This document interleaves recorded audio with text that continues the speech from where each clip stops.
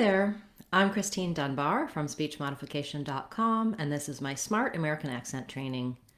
Welcome to our Word of the Day series, where we've been taking your requests for words you'd like help to pronounce in American English.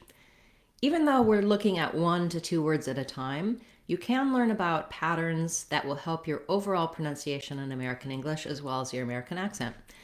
Today's words are a good example of that, so we're going to look at the words reduce and reduction. And I'll talk about some common accent error patterns here, as well as how to correctly, smoothly, and easily pronounce these words in your everyday speech. So looking at the word reduce, we have second syllable stress. And so the deuce syllable is long and has a clear vowel, and the r syllable is short and has a reduced vowel. And this is where we'll often have errors. A lot of times, words that begin with the letters RE in English, people will see that and want to do more of a re sound, or thinking about that as re, like 2 E's. And that's the tense high front vowel E. But in this word, it's actually a lax high front vowel I, like in live and did. And it might even be so reduced that it's more of a vowel schwa, which just sounds like Lately, I've been noticing as I help people with this pattern that when they think about it as an sound, they're going to get the rhythm and the sound more accurately than if they're trying specifically to say the I sound, which is a difficult sound for a lot of people.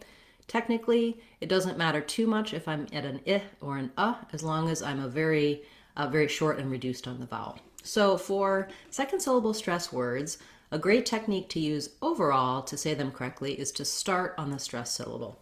In this case, you would start on the deuce syllable, which has the D sound, a tense oo, and the voiceless s sound at the end. So CE says S.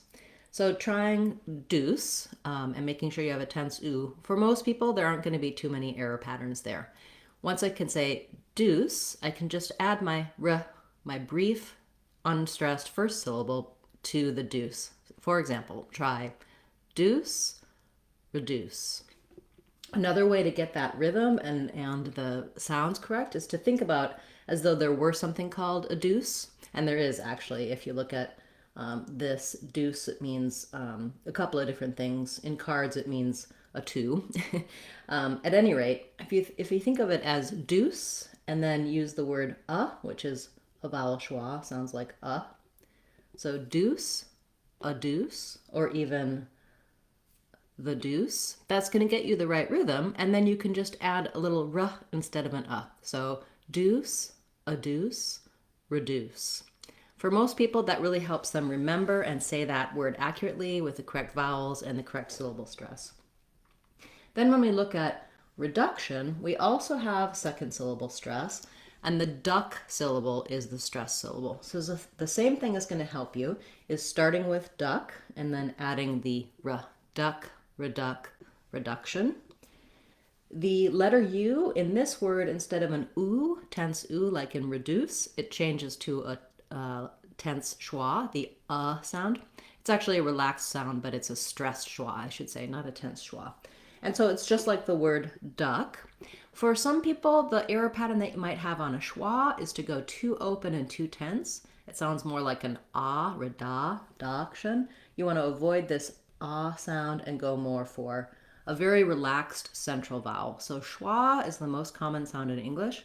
It's just the sound that we make if our tongue is resting in the middle of our mouth, not high or low or front or back, and our voice is on. Sounds like just think about trying to have your tongue as central and relaxed as possible. Duck, duction, reduction. Okay, and then the tion ending is just the sh sound, the sh sound with a little tiny schwa and a syllabic n, or almost no vowel there at all. Just trying shun, shun. I'm very short and reduced. So in the dictionary, you may even see it with the sh symbol and an n with no vowel. I wrote it here with a u just so you can think about if there's any vowel sound, it is that schwa, the shun, shun. Duction, reduction.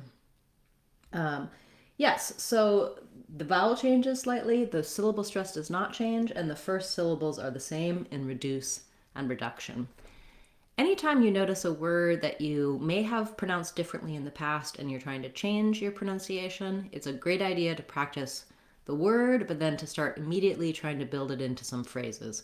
Because what you'll find is that when you're speaking, when you're focusing on just the word, you may be able to say it easily and correctly. When you go to speak and use it, it may come out the old way, particularly when you start at the beginning of the word. You may not remember, or you can't always you can't pay attention enough to remember. So you have to practice to build a new motor habit so it comes out automatically the new way. So when I'm saying some phrases, I might try something like, we're going to reduce the price. I'd like to see a reduction in the cost, the overall number of cases. We have to reduce the overall cases of COVID-19 around the world. There's been a reduction in how quickly people are taking the vaccine now that a certain percentage of the population has been vaccinated. Okay, so thank you for making that suggestion to cover the words reduce and reduction. I appreciate all of the requests that you've made. If you have a word or a phrase you'd like to hear me cover in our Word of the Day series, please feel free to leave that in the comments for this video or any of my videos. I'll be back again tomorrow with another Word of the Day class, as well as on Friday, we'll have our live question and answer class.